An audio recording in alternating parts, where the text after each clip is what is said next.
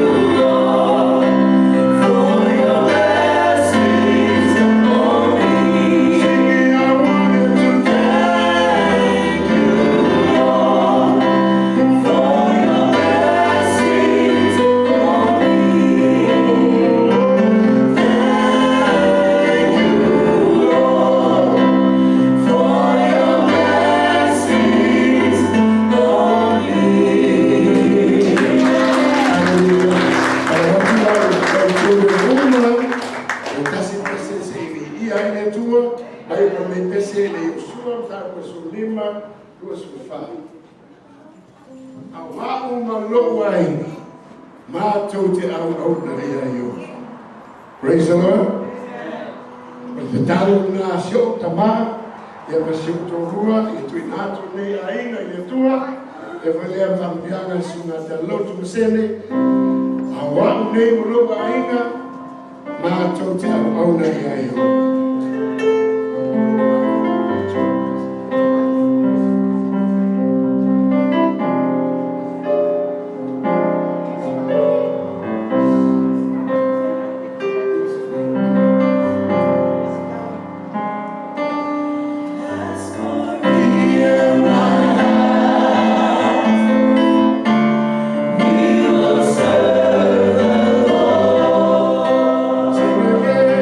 Let's go.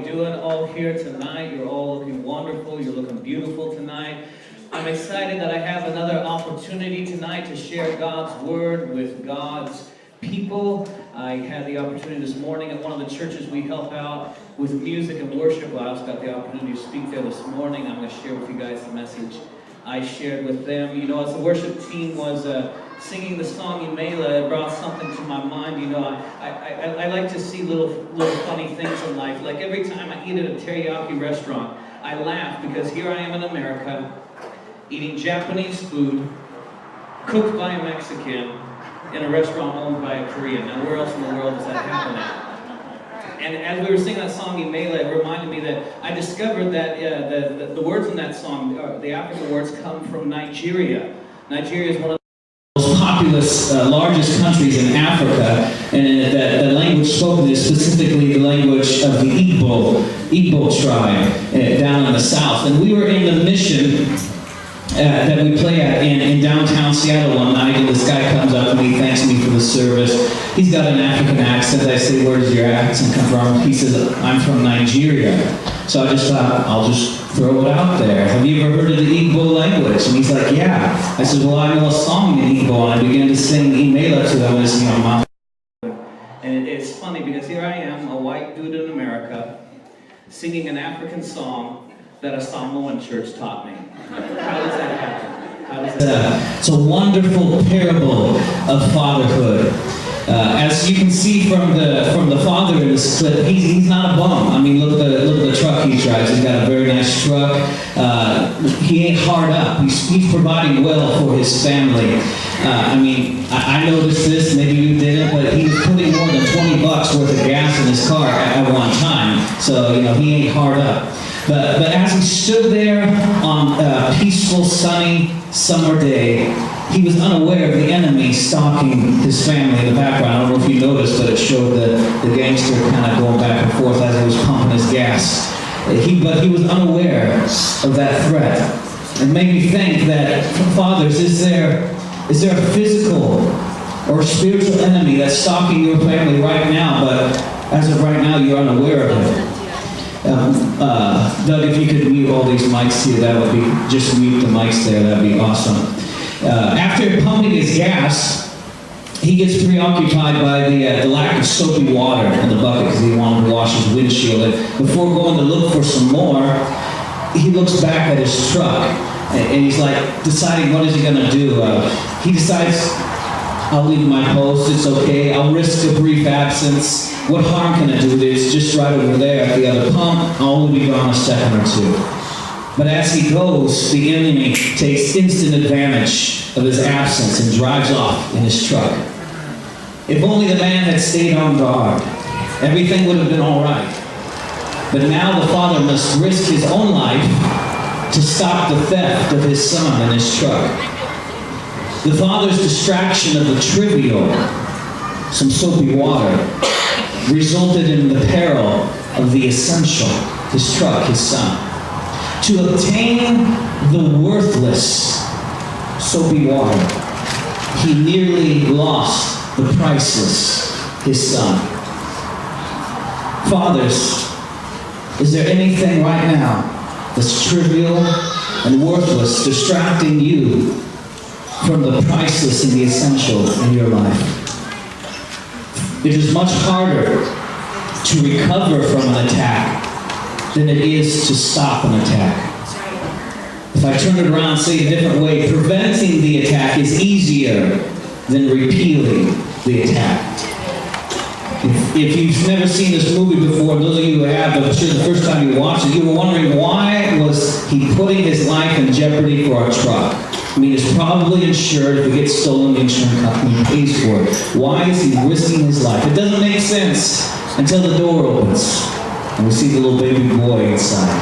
That was the motivation for a middle-aged dad to hang it all off the side of a Ford F-150, fighting tooth and nail with a buff gangster.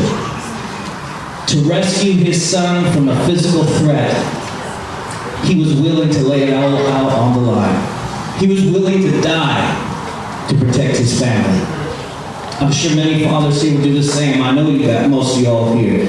You're good men, you're good fathers, and I know that if it came down to it, you would be willing to do the same. But I ask you, You're willing to die for your family, but are you willing to live for your family? You're willing to give up your life, but are you willing to give of your life? Most of us here, we would die to protect our loved ones, our family, our wife, our children, our brothers, our sisters, from a physical threat. We would be willing to lose our lives to protect from a physical threat. But what would we be willing to lose to protect our loved ones from a spiritual threat? Because Satan is like a roaring lion, going throughout all the earth, seeking whom he may devour.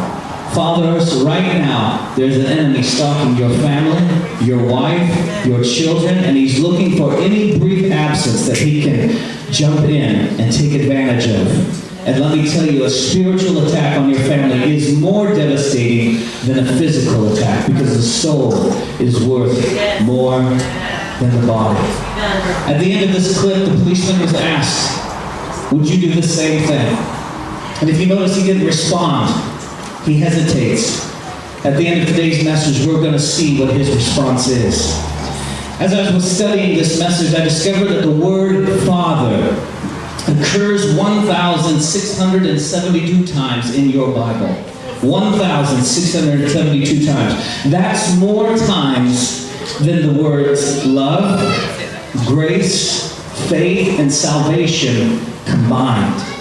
And most of us would say that love and grace, faith, salvation, those are very, very important things in the Bible, but the word Father occurs more than any of them together. Let me tell you, the Word of God has a lot to say about being a father. And it's more than just spare the rod, spoil the child stuff. Fatherhood is not an incidental, accidental concept of Scripture, but it's foundational. It's a comprehensive teaching. To be honest, I've never studied fathering or parenting before. When I was asked to speak at this church for Father's Day, I'd never studied this topic before because I'm not a father yet. But as I've gotten into God's Word and was looking this up, I was shocked. I was astonished at how much the Word has to say about these issues. And how serious God is when He's talking about fatherhood. You know, if you look in the Bible, you can find humor in the Bible. You can find it. Like the dude running off naked when Jesus is being arrested in the garden. That's like funny. But when God's talking about fatherhood, there's no humor. He is serious. He is sober because it's important to Him. And tonight, I'm excited to share with you what I've learned about what the ultimate fathering expert has to say about being a good father. And that expert is God Almighty, our Heavenly Father, the Father of all mankind. And my prayer today is that you would be challenged and inspired to be the Father God has called you and created you to be. But my message today is not just for fathers, it's for everybody.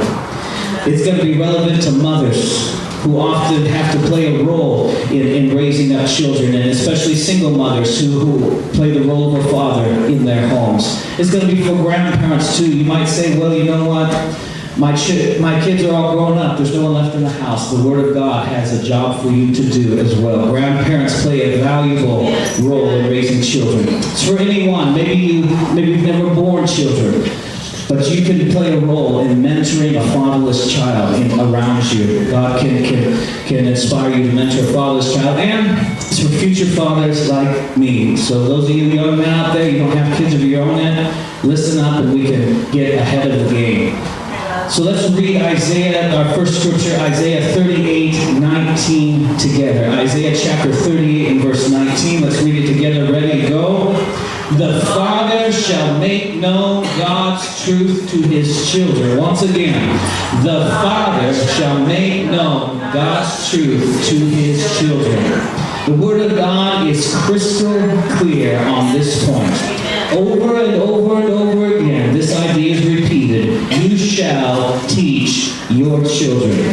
It's never spoken poetically.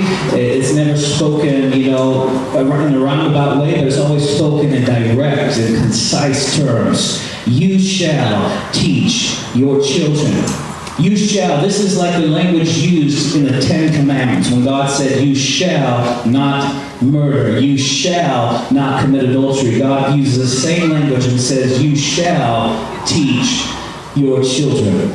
And as I was looking, as far as I could find, this is the only instruction given to parents that is stated as a direct command. It's a direct command. Donald Trump is in a little bit of trouble right now because people weren't sure if he was given a direct command or not. He said, I hope. God doesn't say, I hope the father teaches his children, but rather he is direct. He says, you shall. It's a direct command. There's no wondering what God wants to happen. This instruction is set apart as unique. It receives special emphasis because it is so important to God. My friends, the duty and responsibility for instructing your children does not belong to the government. It doesn't even belong to the church or a Sunday school teacher or the village or the family. All these assist in training a child, but it is the God-given, God-appointed duty and responsibility of every father, every mother, to teach their children the ways of God. And tonight we're going to look at some of these passages of Scripture showing the duty of fathers to their own children. Now, as most of you know, I am not yet a father. I hope to be someday. I'm a member of the Future Fathers of America. And so as I was preparing this message, it was actually one of the hardest messages I've ever had to prepare, because it's like, how do I preach to a father if I'm not one yet? And so I'm going to be using a lot of Scripture today and just let the Word of God come out of my mouth and let God tell you what He wants instead of just my own ideas of what I think you should do. But we're just going to use a lot of Scripture to let God show you what being a good father is all about. The first Scripture we're going to look at is Deuteronomy chapter 4, verse 7 through 9. It reads, for what great nation is there that has God so near to it, as the Lord our God is to us, for whatever reason we may call upon Him? That's true today. We are the people of God. God is so near to us. He's living inside of us. And whenever we call, He's right there to hear and to answer. And what great nation is there that has such statutes, righteous judgments, as are in all this law which I set before you this day? Only take heed to yourself, diligently keep yourself, lest you forget the things your eyes have seen, lest they depart from your heart all the days of your life. And teach them to your children, and to whom? Your grandchildren. Grandparents out there, God wants you to be teaching your grandchildren. It's His job for you. Your parenting days are not quite yet over. Teach them to your children and your grandchildren, especially concerning the day you stood before the Lord your God, when the Lord said, gather the people to me. I will let them hear my words, that they may learn to fear me all the days they live on the earth, and that they may teach their children. Right here we are shown God's design for perpetuating a godly people on the earth. At Mount Sinai, God Himself spoke the laws to the people. He taught the people His laws, His ways. The fathers were to diligently hear and remember, and then teach them to their children. Those children would grow up and become fathers. And they would remember what their fathers had taught them and teach their children. And then those children would grow up, become fathers, and they would teach their children. And the laws of God would be passed on from generation to generation. In every generation, the children would learn to fear, honor, and love the Lord their God from the fathers. My friends, children are not born with this knowledge inside. We must put it in them. Here's another passage, Psalm 78. It says, give ear, O my people, to the law we have heard and known, and who our fathers have told us. We will not hide them. And I thought this was very interesting, the way God worded this. And we will not hide it, not from our children, but from their children.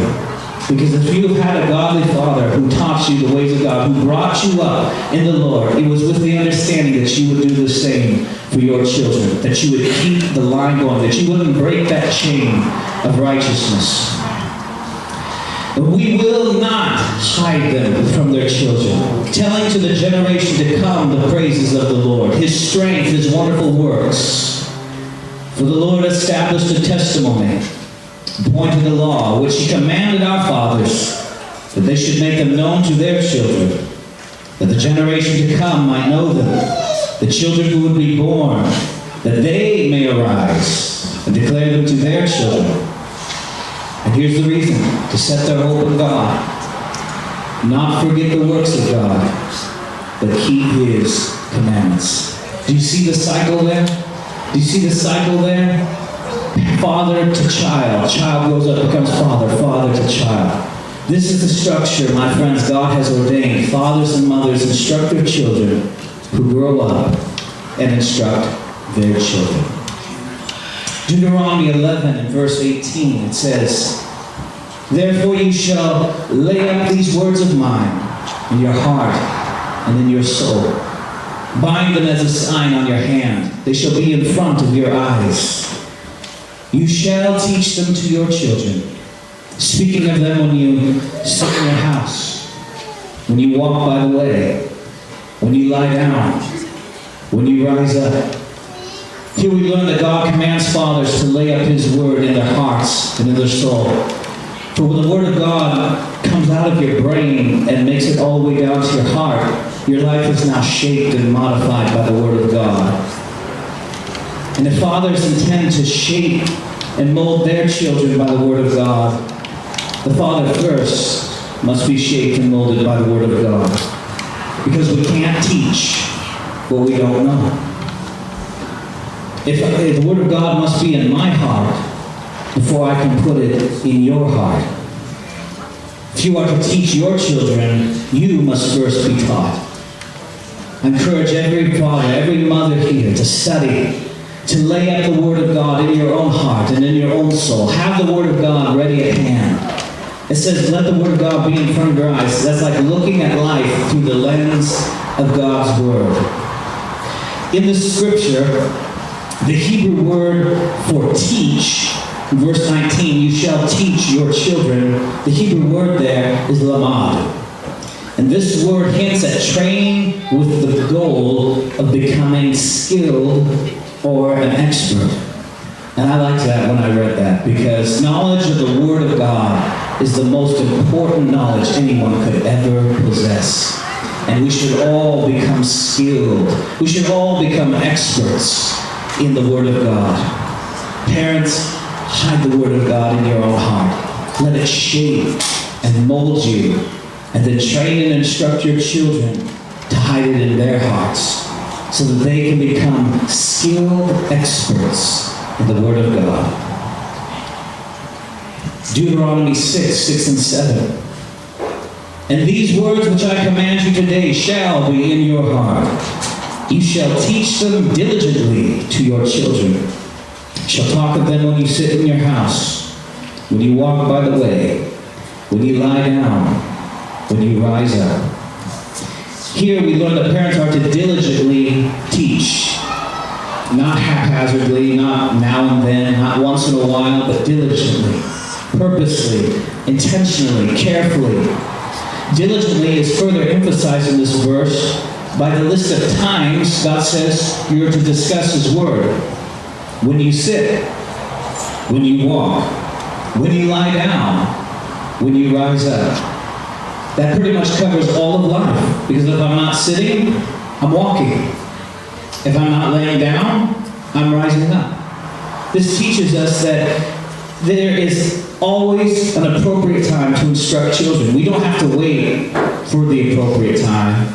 You never have to say, this isn't the time to teach them about this. I can do it later. Because God says, now is the appropriate time.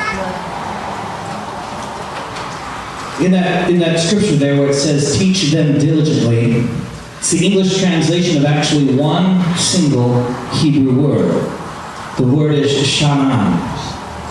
This word is used 9 times in the Old Testament.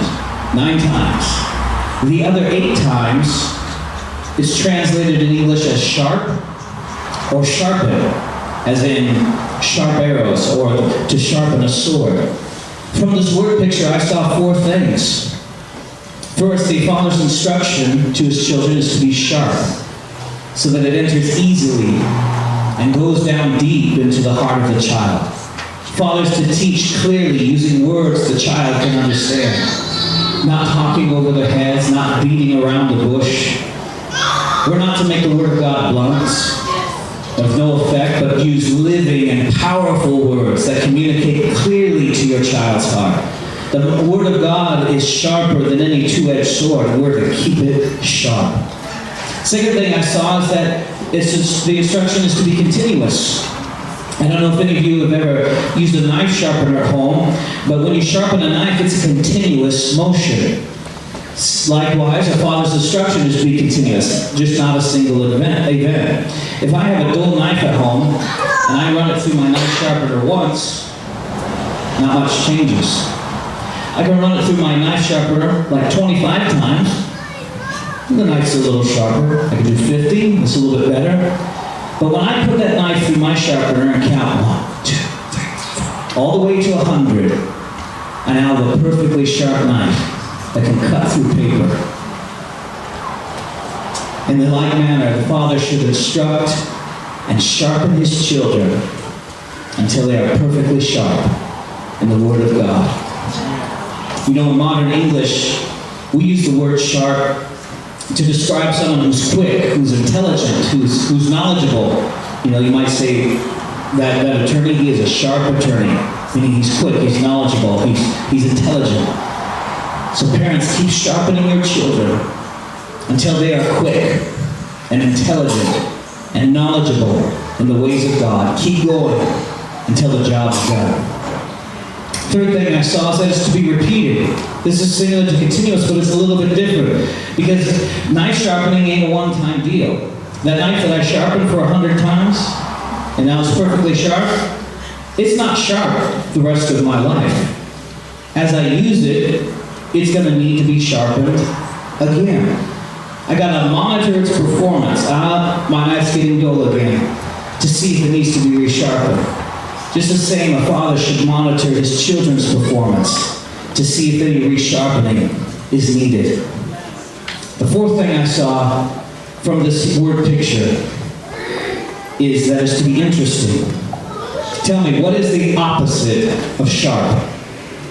Dull. Dull. A father's instruction should not be dull. It should be interesting. We're to use words relatable, understandable. Use creative instruction that captures, holds their attention. If one way isn't working, try another. I think we do very great harm when we make learning the Word of God dull and boring.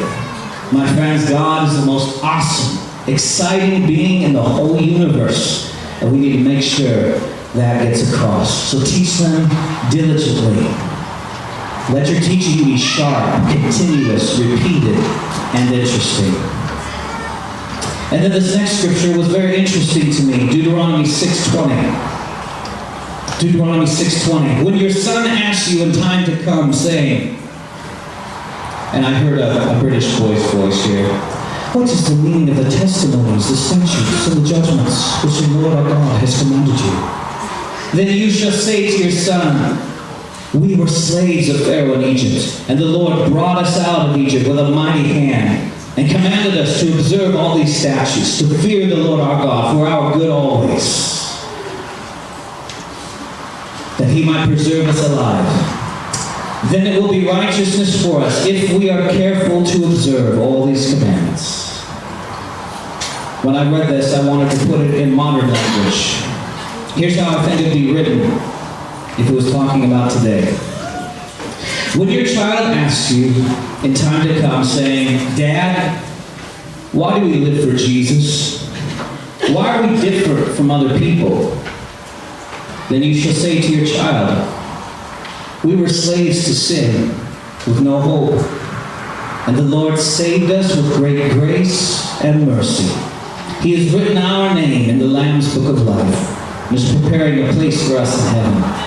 And the Lord has commanded us to follow him, to walk in his ways, and this is for our good. so that he might preserve us, keep us from stumbling, and present us blameless before the presence of his glory with great joy. If we are careful to observe all his commands, then it will be righteousness for us. We learn here that we are to readily give an explanation when our children question us and ask us, why do we do it this way? Now notice when your child asks you, the Lord doesn't say, just tell them, because I said so. God wants us rather to use that question as an opportunity to let them know what God has done for you. To let them know that you are obeying him and that these commandments are for our good. So when your son, daughter comes to you, you can say, son, daughter, we do these things because God has saved us. He's redeemed us, and this is what he's told us in his word to do. Our family attends church because the Lord has told us, do not neglect meeting together for worship. We return the first 10th part of our income because the Lord has told us that the first fruit belongs to him. These are the things God has told us, my child, and it's for our good. Fathers, teach your children the word of God. It is your duty, your obligation to train and teach your children. And as I wrote that there, all of a sudden the word his popped in my mind. Because ultimately, your children are God's children. The Word of God say that children are a gift from God, so they were his first. And he's only given them to you to steward and to watch over. So when God says you shall teach your children, he's also saying you shall teach my children. They're yours biologically, but they are his spiritually.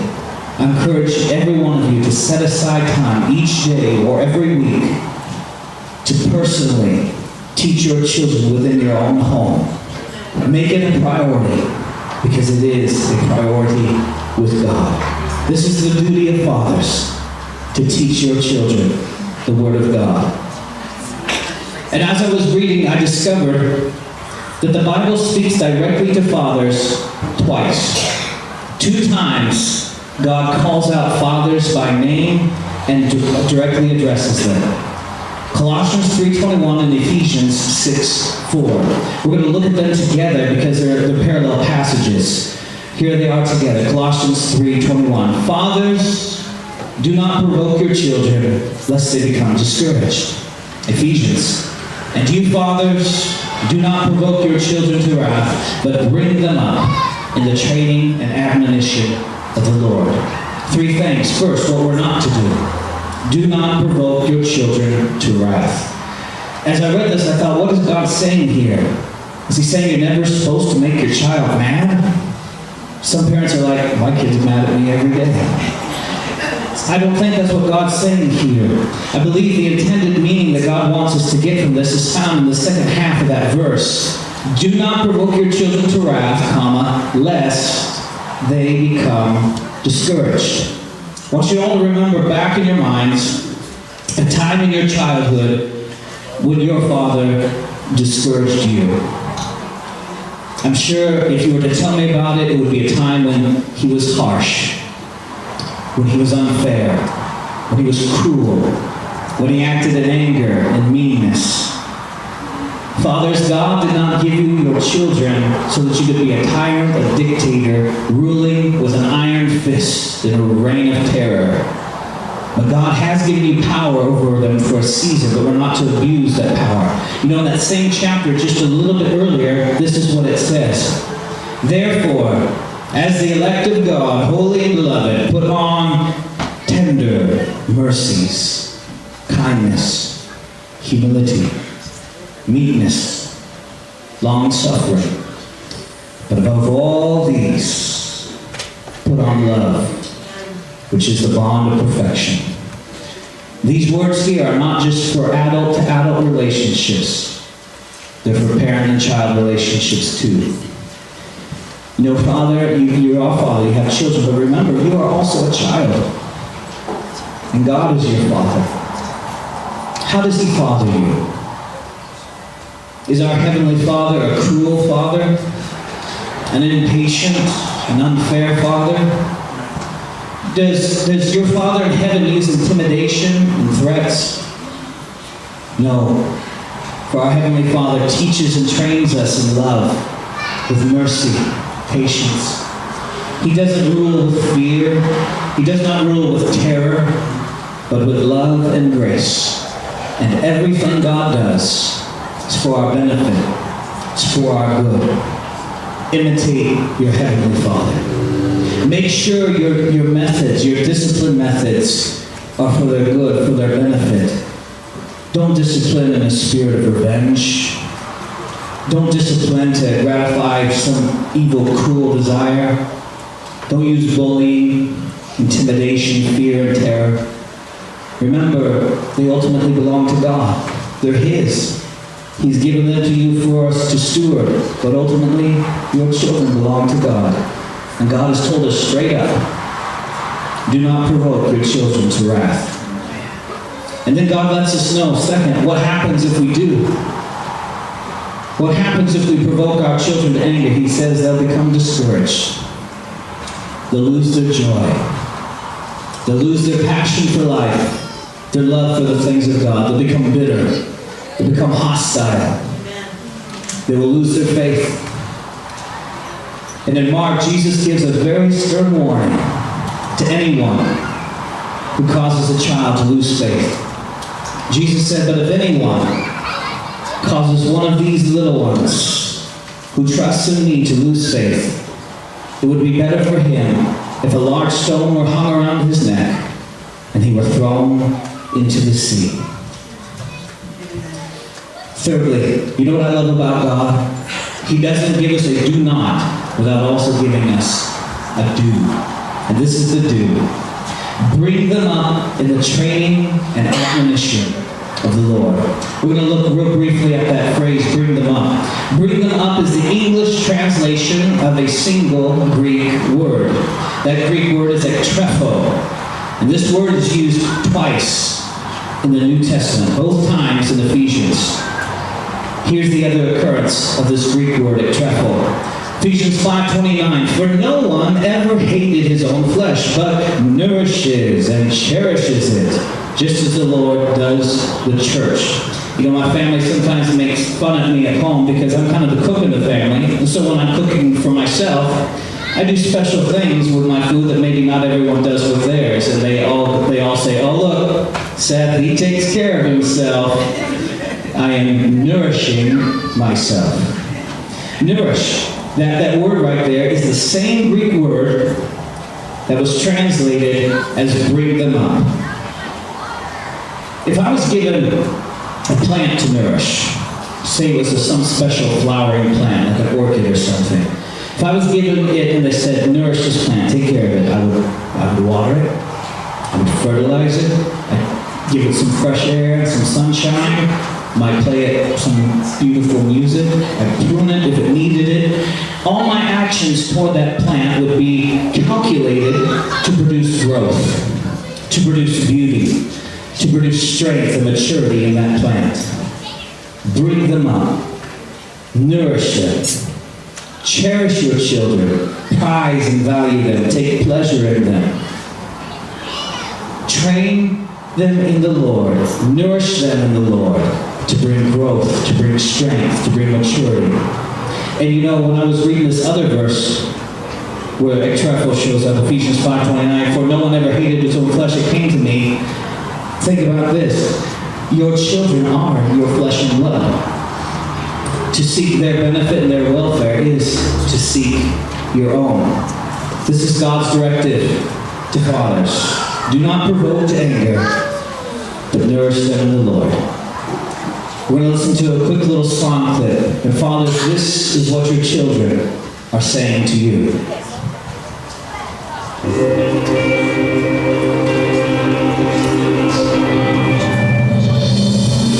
I just wanna be like you, walk like, talk like, even think like you. The only one I could look to is teaching me to be just like you. Well, I just gotta be like, I just gotta be like you.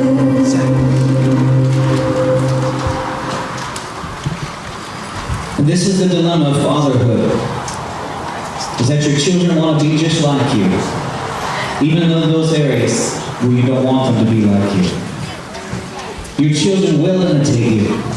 Your character, your integrity, your values, how you respond under pressure, how you handle insults against yourself, how you react when you're angry, how you deal with temptation. Everything you say and everything you do, a child is watching, and they want to be just like you. To be a good father, we need to say the words of this song to our Heavenly Father. We need to say, God, I just want to be like you. Walk like, talk like, think like you. Father, you're the only one I can look up to. Teach me to be just like you. I just gotta be like you. You are Father, man, but you're also a child of your Heavenly Father. Allow your Father to teach and train you so that you can teach and train your children. God's Word says, be imitators of God as dear children. And if you will do this, then you can confidently say to your children, imitate me as I imitate Christ. This is the dilemma of fatherhood. Children want to be just like you in everything you do. The solution is to imitate your Heavenly Father. You know, everywhere my brother and I go, or we sing, we preach, we always videotape ourselves. We go home and we review it to see how we did and what we could do better. You all have been so very kind. You tell us every time we're here how good the music was, how good the message was. AJ tells me I'm the most awesome guitar player he's ever heard. But still, I know that there's room for improvement. There's things I can do to be better. And this is going to be like an annual performance evaluation. I know every man here is a good father because I know your children. But I want you to look inside. I want you to say, Holy Spirit, what would you be saying to me through the message tonight? Is there an area where I could do better? Is there an area that I'm missing that maybe I've just forgotten and have neglected it, but you want me to start it back up again?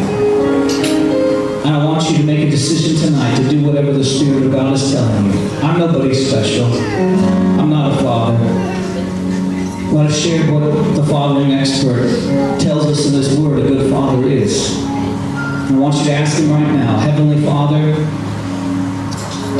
look at the way I parent my children. I father my children. What parts would you keep? What parts would you toss? What parts would you change? And listen to that voice of the Spirit. It's going to be different for every person. And make a decision tonight to obey the voice of the Spirit. Ask yourself a definitive question. You know, if you ask someone, do you believe in healthy eating? They'll say, yeah, I believe in healthy eating. If you say, tell me 3 ways you eat healthy, they'll, because they're probably not really eating healthy. Think in your heart right now. Say, if God was to ask me, my son, I've given you some children to raise. Give me 3 ways you are training your children in my word. How would you answer God? Would you be able to give him 3 ways? Think about it. Open up your heart to God. Say, search me, O God. Know my heart. Try me. See if there's any wicked way in me. And lead me in the way everlasting. Heavenly Father, we thank you for this day to honor fathers. And Father, we honor them tonight. We thank them for their sacrifice, for their love, for the things they have given up, things they have put off till later, so that their families can have the best. And Heavenly Father, we remember you tonight, the greatest Father of all. And we remember all the love, all the sacrifice you made, so that we could be your children, so that we could be your sons and your daughters. And we honor you tonight, Lord Jesus. We honor you tonight, Father God. We say thank you.